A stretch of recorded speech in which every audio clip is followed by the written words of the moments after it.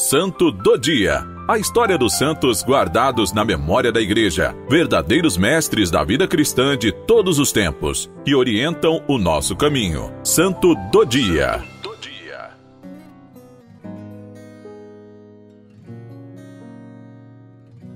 Olá, meu irmão, minha irmã. Seguimos com o Santo do Dia, que é uma inspiração para a nossa vida cristã. Hoje, dia 4 de junho. Sangue precioso do meu Jesus, vós sois meu, convosco e por meio de vós espero salvar-me. Meus sacerdotes, esforcem-se de celebrar a missa todos os dias e inebriar-se com este sangue. Não foi por acaso que São Francisco Caracciolo era chamado o Santo da Eucaristia. Seu amor por Jesus, pão da vida, brotou muito cedo, como também sua vocação, quando ainda vivia com sua família nobre e rica em Vila Santa Maria, perto de Chieti. O amor que ele sentia por Nossa Senhora não era menos importante, tanto que em sua honra costumava usar o hábito do Carmo, quando criança, além de rezar o terço e jejuar todos os sábados. Uma doença iluminadora. Aos 22 anos, Ascânio foi acometido por uma forma maligna de elefantíase que desfigurou todo o seu corpo. Por isso prometeu renunciar para sempre às riquezas terrenas em troca da sua cura, e foi atendido. 2 anos depois, foi ordenado sacerdote. Ficou conhecido por algumas supostas curas entre os doentes dos hospitais, onde exercia seu ministério, bem como nas prisões.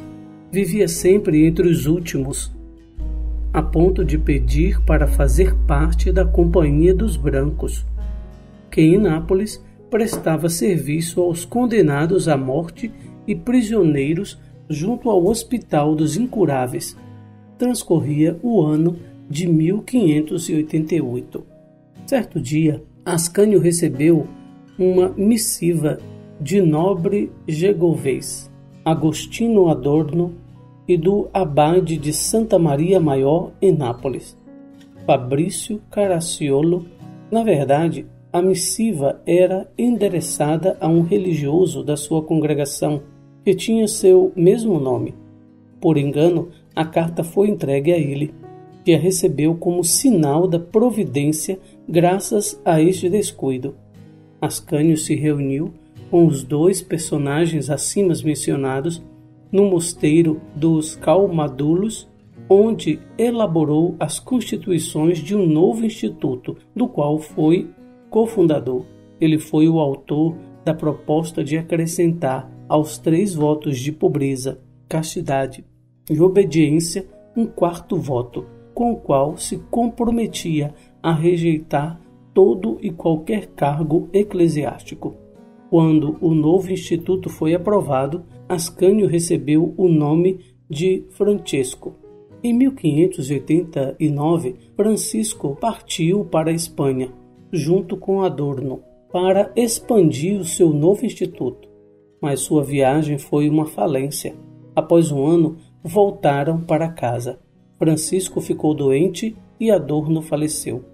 Em 1591, Francisco foi eleito Propósito Geral Perpétuo, cargo que teve que aceitar para cumprir o voto de obediência. Porém, não mudou seu modo de viver a penitência, o jejum e nem o seu costume de fazer os trabalhos mais humildes. 3 anos depois, Francisco voltou à Espanha, mas em Madrid. O rei Filipe II ameaçou de fechar o hospital italiano, onde prestava assistência aos enfermos.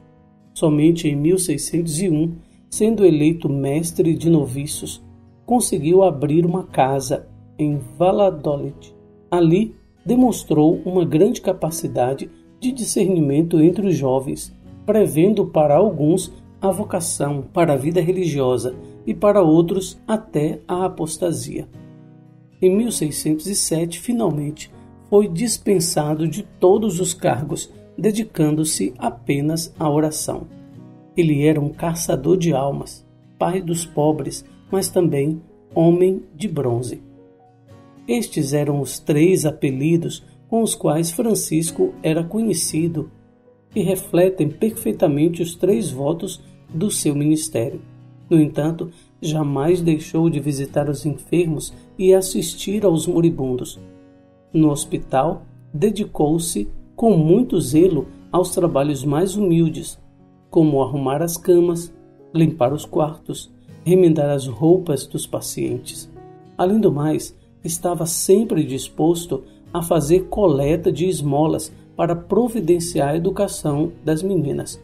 Levava tudo o que tinha aos pobres, até mesmo tirando o pão de sua boca para dar aos necessitados. Jejuava sempre e dava as roupas usadas dos confrades aos que precisavam. Enfim, foi um incansável confessor. Ensinava o catecismo às crianças, organizava as obras de caridade e pregava as verdades eternas aos fiéis. Ele tinha um profundo amor a Jesus Eucarístico. Francisco queria o melhor para os outros, mas nada para si. Escolhia sempre os quartos apertados, dormia e comia muito pouco. Além disso, fazia obras de penitência, a ponto de se cingir com o cilício nas festas e em suas longas viagens a pé. Mas, sobretudo, promovia o culto da Eucaristia, estabelecendo que os estudantes da ordem se revezassem para a adoração ao Santíssimo Sacramento. A propósito, nunca se cansava de exortar os sacerdotes à prática de expor o Santíssimo Sacramento, todo primeiro domingo do mês. Durante a sua peregrinação à Santa Casa de Loreto, foi para o céu, em 4 de junho de 1608, depois de invocar os santos Miguel, José e Francisco de Assis. São Francisco Caracciolo foi canonizado por Pio VII em 1807. Extraordinário como os santos têm a capacidade de nos alertar e nos chamar para aquilo que é essencial, para aquilo que é o único necessário. O único necessário é Deus, é Jesus Cristo. O amor vertical que vem de cima e que vai meu para Ele, mas o amor horizontal aos irmãos. Essa é uma verdadeira vida cristã, no formato da cruz. A experiência vertical, Deus e eu e Deus, mas a experiência horizontal, eu e os meus irmãos. Amo a Deus e vivo para Ele e para os irmãos.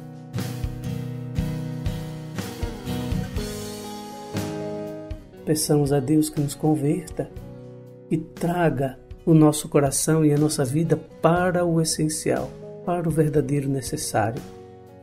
Sobre nós, sobre você, a bênção do Deus Todo-Poderoso, Pai, Filho e Espírito Santo. Amém. São Francisco Caracciolo, rogai por nós.